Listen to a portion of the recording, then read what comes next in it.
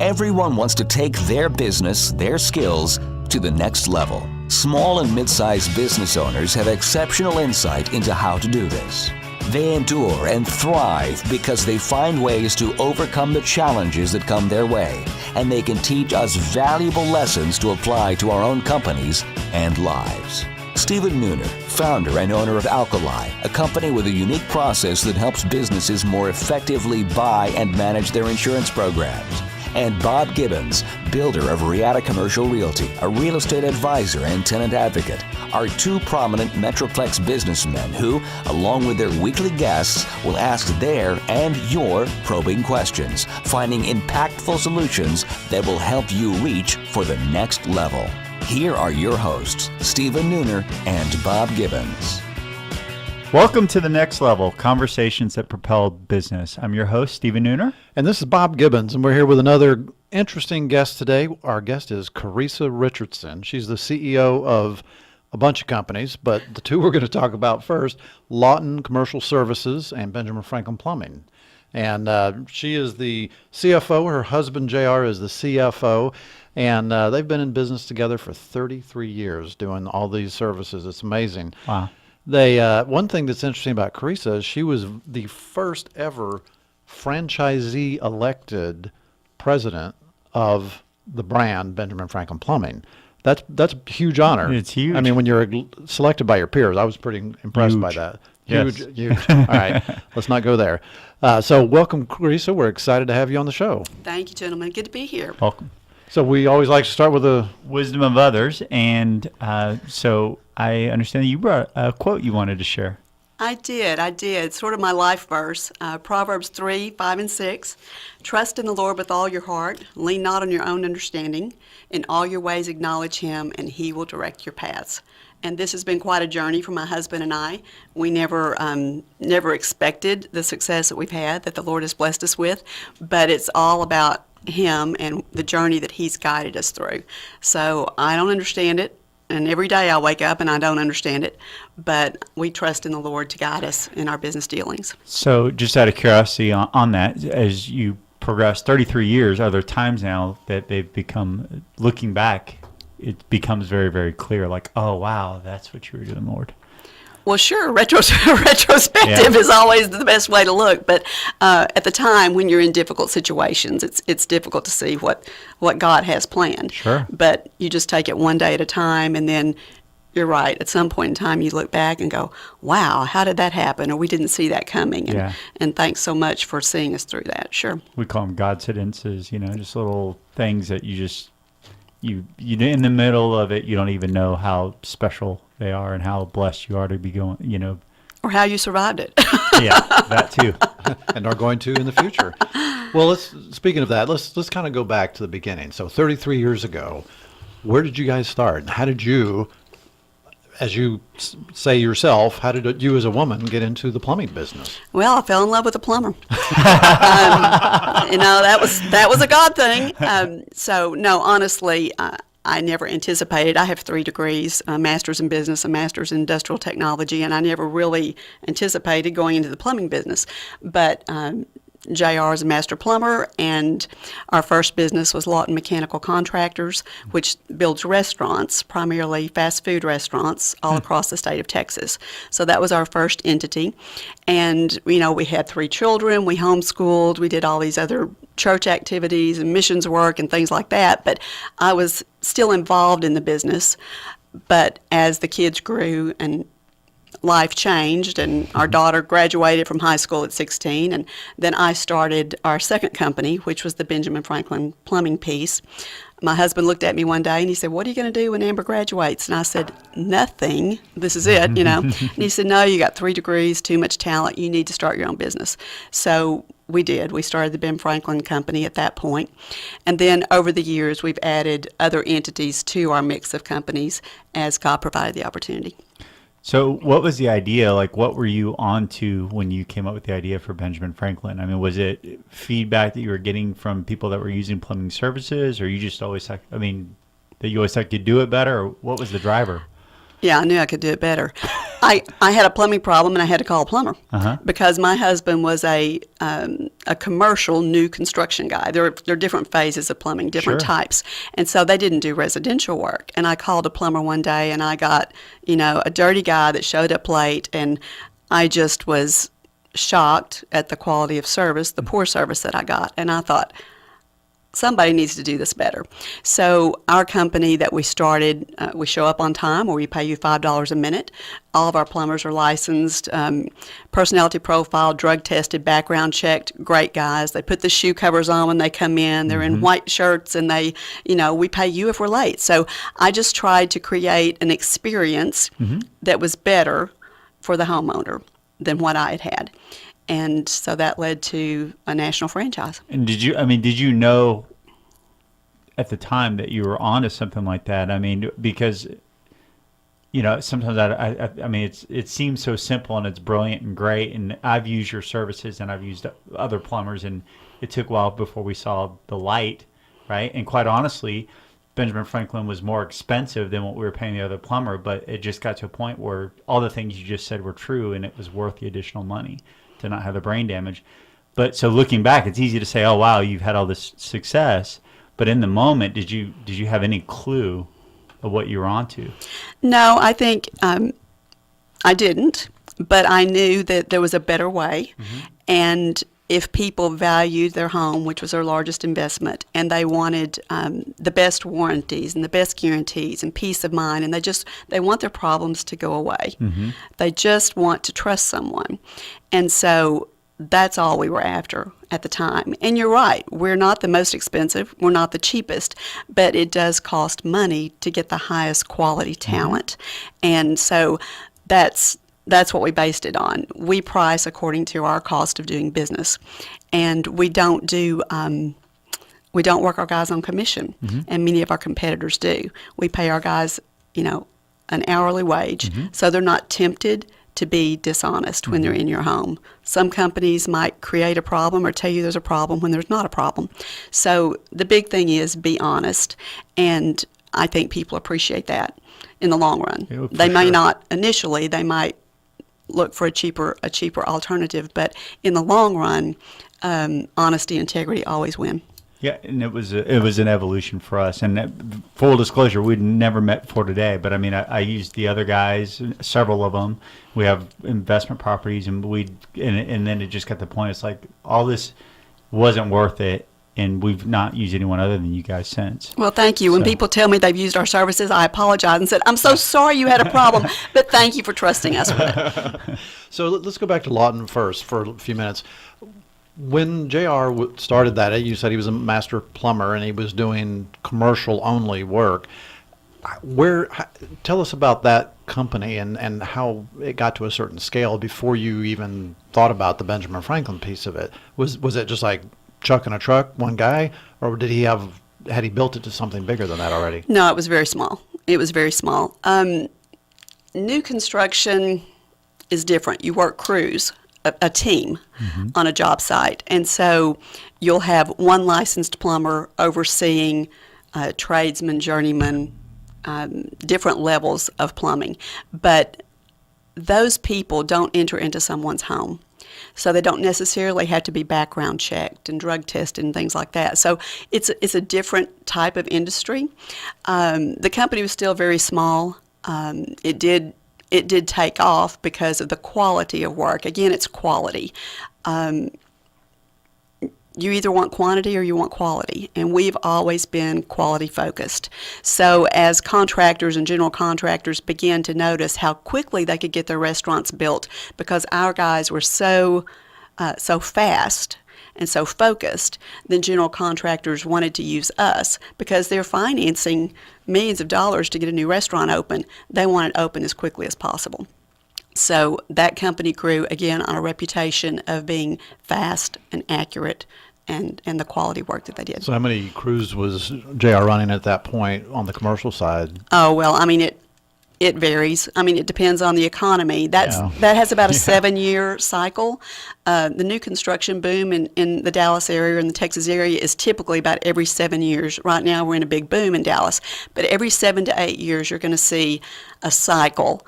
And so, that company would come and go, ebb and flow as the need arises. So when you finally decided to do Benjamin Franklin, it sounded it was based on your own experience of a service issue.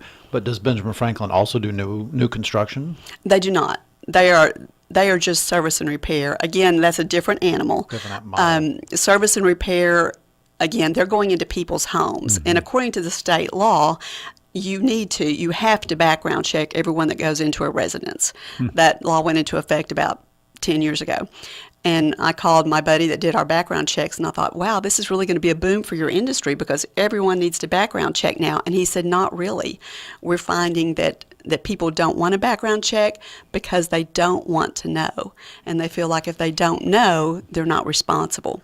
So most home services companies still do not do the background checks, even though by state law they're supposed to. Oh, I didn't know that. Yeah. So you can have felons. I know let's see, in one case in Florida, there was a gentleman who actually, a lady paid him in cold money. The money was cold, the cash was cold, and he knew there was money in the freezer. He went back that night, murdered an elderly lady, went to prison, served about 10 years, got out of prison, went back into a service truck when he got out of prison, and he was going back into people's homes, servicing them. So if you don't do background checks, you never know who's walking into your home, and that's your wife, your kids, that's your family at stake. So that's why we don't take any chances. Everyone gets background checked. You and I, and by the way, full disclosure for our audience, you're a client of mine. You have been for many years, and we met through the Plano Chamber of Commerce. And I remember one of the things you used to say at the chamber was, you give some example of some guy who'd done something bad, and you know who he went to work for, but the rest of us don't. And I'm not saying that very well, but it really stuck with me because we don't know who's coming into our homes. No. And that is kind of scary, especially when it's happening when, I'm away at work and, my wife or kids are there. It's a problem. It's a problem. And so, again, it may cost a little more to get the right people. And that does hinder our growth in our companies. We're not the largest company in town, let's say on the service side. But if we can't get quality, drug-free, background-checked people that we trust, then our company just won't be the biggest because that's what we stand for. Our competitors may grow, but maybe they're not being as particular. Has it caused you to have to reach outside? To bring plumbers. I read all the time trades are suffering, and we're not getting as many young people into them. Are you guys having a?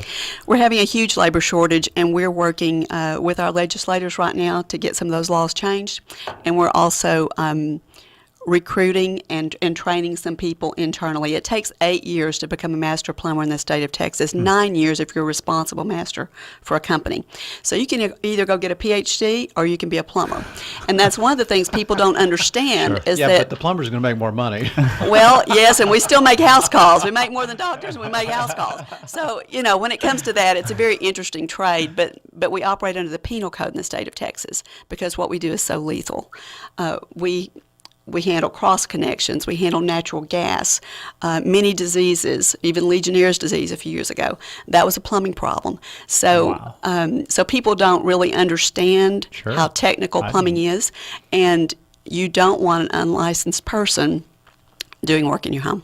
Okay, well, we're going to take a break, but when we come back, I'd like to go into a lot more detail about a lot of the other companies that you now deal with, because I understand there's like 20 companies or something that you guys have. So I want to see how that evolution has occurred. So we'll be back in a few minutes. Stick around. And now, Confessions of a Recovering Landlord. This is Bob Gibbons with Riata Commercial Realty, and I am your recovering landlord. After 20 years as a landlord, I now use that experience only for the benefit of companies that lease or buy office buildings and warehouses. Today's confession: knowledge is power. We all negotiate from a position of power and strength, or at least we want to. In any negotiation, the party with the most knowledge probably has the upper hand. And landlords count on this being the case whenever you're negotiating a lease, because most landlords are professional real estate investors and they hire professional leasing agents and property managers. Landlords are in the market every day negotiating leases, while tenants probably only negotiate one, maybe two leases every few years. So tenants feel outgunned. Don't let landlords have all the power. As a former landlord for 20 years, I understand how landlords think and what motivates them. So let me put that knowledge and experience to work on your side of the negotiation. To learn more, contact me at texastenantrep.com. Again, that's texastenantrep.com. Have you started making plans to take your business to the next level in 2016? Hi, I'm Stephen Nooner, founder and CEO of Alkali. We have a trademark process called the Empowered Advantage that enables CEOs, business owners, and entrepreneurs to more effectively buy and manage their insurance. Before sitting down to make your plans for the new year, here are just a few things to consider. Would you say that you have an actual insurance strategy, one that you can articulate, or have you just purchased a policy here and there over the years? If you have an insurance strategy, was it discussed under the pressure of a renewal deadline or considered earlier in the year to avoid fire drill decision making? If your answer was no to either of these questions, then you may not have the right partner on your team. Visit alkaliservices.com to contact us and take the next step to a bigger and better future. My name is Paul Adams. I'm the President and Chief Operating Officer for Bubble. We provide specialized transport here in the DFW area. Would you please keep Stephen and Bob out of our bubble? And we're back with Keresa Richardson with Lawton Commercial. If you want to learn more about her, please visit lawtonpros.com or benjaminfranklinplumbing.com. So, Keresa, I wanted to go back to the Benjamin Franklin Plumbing piece for a minute. So, you guys were involved with Benjamin Franklin from the beginning when it was first getting started, and you had already decided that you wanted to have a residential service company because of the bad experience that you had with another provider. So, give us a little more understanding of how did the Benjamin Franklin Plumbing thing come along? Evolve. Sure, Bob. Well, basically, yes, we had an idea where we wanted to go, but we worked with a group of venture capitalists that wanted to create a franchise, and they had no understanding of plumbing. So my husband and I worked with them, and we wrote the policies and procedures, the systems that helped create that entity. And then as it grew, I later served as president nationwide for that organization for 4 years, but we were not the franchisor. There was a group of venture capitalists that were putting that together, and they approached us to help them create the systems, because that's what a franchise is. You're buying a group of systems. How do you run a business? And most plumbing companies are mom and pop shops, and they never get to the point of running 30 or 40 or 50 or 100 trucks. They don't know how to create the systems to leverage their skill set to get beyond that. So that's where we came in to help them figure that out. Okay, and so, you don't ever hear about venture capitalists going into the trades. You always hear about, some sort of, new technology or whatever. So that's kind of interesting why did they decide they wanted to be in the plumbing business? I think the home service business has a lot of potential, and it's billions of dollars, the industry is. And so you'll see more and more consolidation in that industry. More and more people are fighting for a piece of that pie. A lot of energy companies are getting into that as well and investing, because everyone wants to own the home. They want to be your HVAC, your plumbing, your electrical, your home alarm system. They want to own that home and sell you energy. So you're going to see more and more people entering into that field. It's very competitive. And in fact, the company that owns Benjamin Franklin Plumbing also owns a couple other franchise-based service providers that do HVAC and electrical? And electrical, yes. Okay. And you'll see that, as I said, there's more and more consolidation happening with those trades. Didn't you guys also end up on a national TV show, Undercover Boss or something? Oh, we did The Apprentice. The Apprentice, yeah. That's what it was. Yeah, that was before Trump was president. We met him before he was president, yes. You got him where he is now? Back when no one knew who he was. That was interesting, very interesting, yes. That's hilarious. Well, cool. Well, all right, so let's talk about then, you mentioned a bunch of other companies that you guys have. So give us an understanding of what that is and how did that evolve? How did you end up going in so many different directions? Well, it was really a faith journey. When the Lord opened a door, we just walked through it. And we saw a need. You see a need in the marketplace, and you try and fill it. So we had the company that did new construction on primarily restaurants. That was the first company. And then we started the Ben Franklin, the residential company. In 2004, we started Lawton Commercial Services, which is that Lawton Pros website you're referring to. And they do HVAC, plumbing, electrical, and refrigeration. But they do service work for some of our clients. Would be like all the Starbucks in the state of Texas, all the IHOPs in the state of Texas. So we were experts in building restaurants, but then the owners said, we want you to maintain those restaurants. And restaurants take a lot of abuse. So we go in and we'll negotiate with whomever in an organization. And then we have offices all over Texas. And so we'll be there to help them maintain those properties. And I've had some of my clients that say they lease a warehouse, and in their lease, they are responsible, the tenant is responsible for maintaining that air conditioning system. Correct. So we've had Lawton Commercial Services come in and give them an assessment of that system so they know what they're taking responsibility for, and then also maintaining it and servicing it throughout the whole lease term. Not just restaurants, I mean other people in warehouse businesses and such. And refrigeration is a big deal. Let's say a grocery store chain. Think of all the money they've got tied up in food. If their coolers go down, their freezers go down, they lose a huge investment. Huge. And so our refrigeration piece is really, really important for not just for restaurants, but also for other warehouse and food type industries. So so you have the Lawton Commercial Services, and what are some of the other companies Right. So then we started a marketing company, because we need to market our services around the state. So we have a marketing company. We have a leasing company. We started our own leasing company because we have so many vehicles. So we began to outsource services to ourselves and sometimes to other people as well. But we would see a need, and then we would just start our own business rather than outsourcing it. So we have an insurance company. We have other types of entities that piggyback off of our core businesses, if that makes sense. Okay, so it's basically all the services that you need to run your companies, you find ways to become the provider for all those other things. That's how it started. That's how it started. But again, we're constantly looking. If you've got really great people, you don't want to lose them, and you need opportunity for them. So we try and start other businesses to promote people within our organization so that they have a career path. Otherwise, they'll go start their own business, right? Do you have examples of anything like that where you've done that? Sure.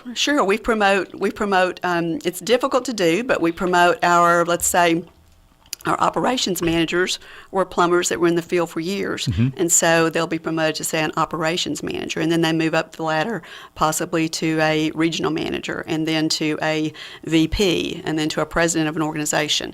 And then we may find that someone has an interest in another trade, so we'll go start, we may start a home services company in security or in pest control or in something else, but we always advertise those jobs from within and try and promote from within instead of bringing someone in from the outside. So how many people do you guys have working for you in all these various companies now? It varies, but somewhere between, I would guess, 175, 200. Wow. So that's pretty big. So it just continues to grow. We're in the, we're over 30 million in sales now. Okay. So somewhere in there. So what's the biggest challenge in running a very diverse organization like that? I mean, you're diverse geographically, you have a lot of employees, you have a lot of different entities. How do you keep all that straight? It's your people. It's just, I pray every day that God will send us the right people, the people that He wants to join our team, and they will be a blessing to us and we will be a blessing to them. So that's it. If you don't have good people, you don't have a business. How do you do, so are your people then doing the planning? Are you, in these 20 different companies, at some point, are you acting more as investors? Are they doing the business plan? Here's what we're trying to achieve in the next 3 years. Who's making those types of... My husband is really the strategist. Okay. He's really... we have our goals set out for the next 20 years. Okay. So we can tell you how many trucks we need on the road and the cities we'll be in and exactly our manpower demands or requirements. So he's really more of the strategist. But our philosophy is we hire from the top down. So we find the person that's going to build that organization. Right. And that becomes the president of that organization, and then they hire and develop that company. So we only manage the presidents. Okay. They manage their operations managers, regional managers, all that. So it flows down. But instead of hiring from the ground up, we hire from the top down. Have you ever had any misfires hiring someone to run one of these organizations? And Absolutely, we have. There aren't too many things that we haven't done wrong. what was? I mean, do you have an example? And was it a core value thing, or they didn't have, you thought they had more capability than they did, or?